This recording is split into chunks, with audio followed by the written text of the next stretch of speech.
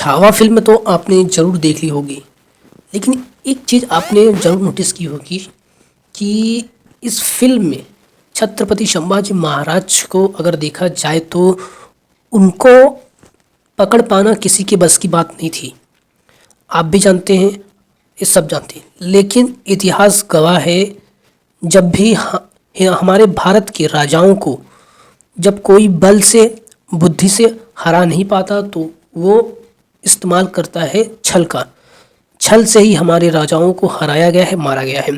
जैसा कि आप जानते हैं कि छावा फिल्म में कान्हो जी और गानो जी, ये दोनों वो शख्स थे जिनकी वजह से हमारे छत्रपति संभाजी महाराज को पकड़ लिया गया था।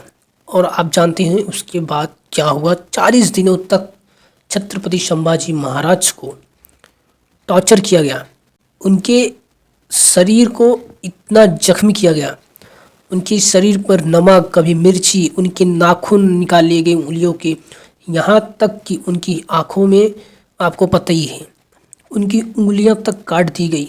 हमारे छत्रपति संभाजी महाराज को पकड़ पाना किसी के बस की बात नहीं, क्योंकि वो छत्रपति शिवाजी महाराज के पुत्र थे। आप जानते ही हैं कि छत्रपति संभाजी महाराज छावा यानी शेर का बच्चा।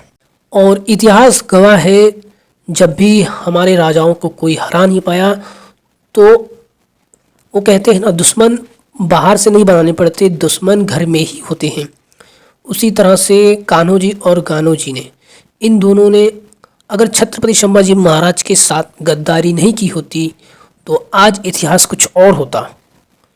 क्योंकि जिस तरह से छत्रपति संभाजी महाराज को इतनी पीड़ा दी गई वो आप सिर्फ फिल्म में देखे हैं, लेकिन आप जब हकीकत में पढ़ेंगे उनके बारे में तो आपको रियलाइज़ होगा कि वो दुख और भी ज़्यादा था।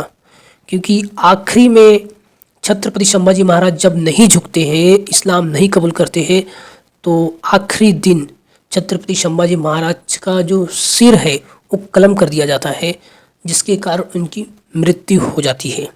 और ये है छत्रपति संभाजी की मृत्यु का कारण। और आप जानते हैं कि अगर हम बात करें पृथ्वीराज चौहान की, पृथ्वीराज चौहान को भी पकड़ना किसी की बस की बात नहीं थी। पृथ्वीराज चौहान को भी धोखे से पकड़ा गया था। अगर आपको ये हिस्ट्री पता होगी तो उनके लोगों ने ही धोखा दिया था।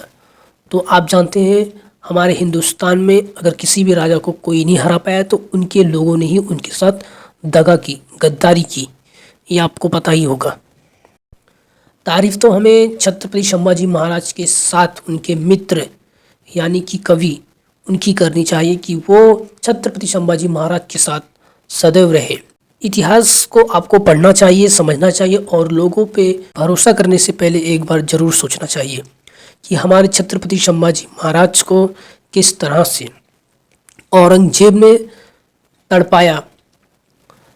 और आप भी जानते हैं औरंगजेब की इतनी हिम्मत नहीं थी कि वो कभी युद्ध में छत्रपति संभाजी महाराज के सामने आए।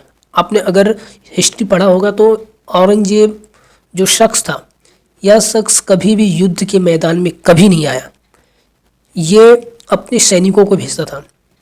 हाँ, एक चीज़ कह सकते हैं कि इसकी जो सेना थी बहुत ही ज़्यादा थी। और हमारे भारत के जो सेना थी, छत्रपति संभाजी महाराज की सेना थी, वो 20,000 40,000 के आसपास थी।